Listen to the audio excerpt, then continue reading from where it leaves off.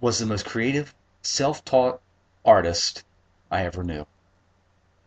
He made a replica Cobra helicopter with working blades and propellers from nothing more than popsicle sticks, some paint, and a few pieces of plastic he had lying around. It would have rivaled any model helicopter you would find in a hobby shop that you would put together yourself. Now, granted, Ken had a lot of time on his hands because Ken was and is an inmate serving a life sentence at a local prison. I became acquainted with him about 10 years ago when I worked there as a correctional officer. Ken, some years ago as a young man,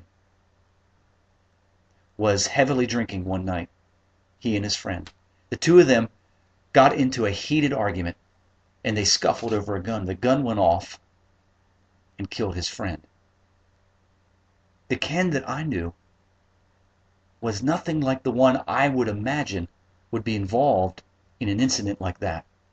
The Ken I knew was conscientious, hardworking, and pretty much stayed to himself. He was trustworthy enough to be put into a position as a trustee on the cell block where he was to help with administrative affairs. There is an epidemic in America today. That epidemic is the disastrous results of underage drinking. I believe a concerted effort must be made to stop underage drinking because it's harming and killing our nation's youth. According to the National Institute on Alcohol Abuse and Alcoholism, which is a National Institute of Health, every year 5,000 young people under the age of 21 die in accidents as a result of underage drinking. 1,900 of them because of drinking and driving. 1,600 from homicides. 300 from suicides. And hundreds of others from drownings and other accidents associated with underage drinking. According to the Washington Post, this is only 885 deaths fewer than our armed forces have suffered in totality since their involvement in Iraq and Afghanistan. According to the NIAAA, a strong relationship exists between alcohol use and other behavioral and social problems for our young people. Problems such as stealing, driving under the influence of alcohol, depression, skipping school, and alcohol becomes for them a gateway into other drugs as well. Another study found that people who began drinking before the age of 15 are 4 times more likely to develop alcohol dependence in their lifetime than someone who begins drinking at age 21 or after. Further, the CDC reports that the third leading cause of death in America is related to excessive alcohol. Why are so many of our youth victims of alcohol-related tragedies and death? There are many reasons. But sadly, our youth in America are beginning to drink at an alarmingly young age, and this is a contributing factor. One study by the NIAAA found that first-time alcohol use, on average, was age 14. During this same study, 29% of the seniors who participated in this study said that within 2 weeks of the time that they were questioned for this study, they had been binge drinking. Research shows that serious drinking issues typically associated with middle age actually start at young adulthood and at adolescence, which is why the fact that our young people are starting to drink at such an alarmingly young age is so disastrous. Whether it contributes to those 5,000 deaths a year for those under 21, or it contributes to tragedy and destruction later, the fact that our youth are starting to drink at such a young age should be alarming to all of us. What's more, another reason that our young people are inundated with alcohol issues is that in America today, alcohol is aggressively promoted in this society. If you watch a movie, movie stars make drinking look cool. Commercials make drinking look cool, sexy, and sophisticated. The children are absolutely inundated with this message. As well, many young people will find alcohol easily accessible at home where their parents consider alcohol and social drinking as acceptable. What really becomes a problem is if these parents permit these young people to drink. Or if the young people drink even without their parents' consent. If a parent is an alcoholic, the child is 4 to 10 times more likely to become an alcoholic themselves.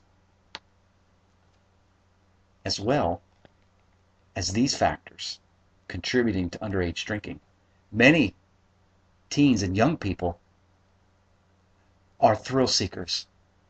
This thrill seeking may cause them to begin drinking and then dangerously, and in many cases tragically, combine that drinking with other activities like driving. What's more, another contributing factor to underage drinking is the fact that in our society today, drinking by teenagers is simply considered as a rite of passage by far too many. Just a cursory glance of some top news organizations proves this. When I looked online, I found that USA Today and the Huffington Post both had stories this past week listing the top 10 party schools in our country, and not so that they could ridicule those schools.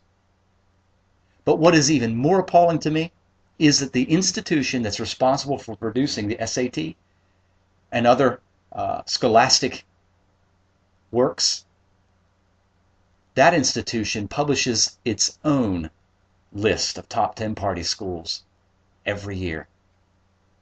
The Princeton Review is that organization. We've talked about what underage drinking is doing and why it is so widespread, but is there anything that we could possibly do about it?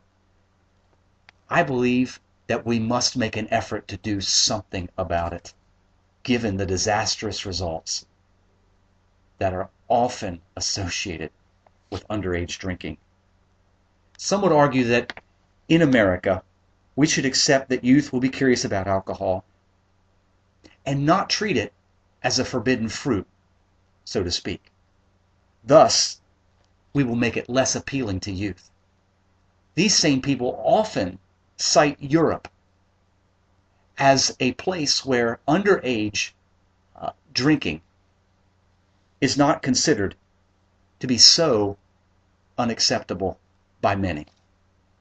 In the EU, 29% of 15-year-olds reported weekly drinking, according to the European Commission of Health and Consumer Protection. Unfortunately, 1 in every 4 deaths in the EU among young men ages 15 to 29 is alcohol related. Familiarizing young people does not seem to be the answer. In Maryland, there is a law in the state where I live that if you supply a young person with alcohol illegally, of course, that means that you're not the parent. Because in Maryland, I discovered, much to my horror, that it is not illegal for parents or a legal guardian to serve a minor alcohol. It's illegal for them to buy it at a liquor store or to be served in public by a restaurant or a bar. It's illegal for anybody else to do it, but it is not illegal for parents and legal guardians to give their children alcohol in Maryland. So if you're not a parent or legal guardian and you give A minor alcohol, the first time fine is $500. I believe this fine should be increased, and I believe there should be other penalties associated with giving alcohol to minors. According to a nationwide insurance survey, 75% of Americans support stricter enforcement of the laws already on the books. I believe this is a great place to start. Simply enforcing the laws we already have on the books.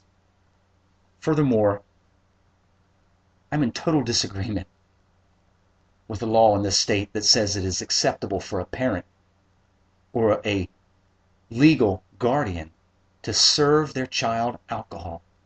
What other drug, legal or otherwise, what other substance with a potential for such disaster would we ever introduce our young people to at such a tender and impressionable age? Finally, the most difficult, but potentially the greatest and most productive thing we could do in America is to change a culture that accepts and even embraces teenage drinking as simply a rite of passage. None of these things could help Ken, who is presently serving his life sentence. And sadly, none of these things could help his friend who is gone. But these things could help one of the potentially 5,000 victims this year from underage drinking and its disastrous consequences.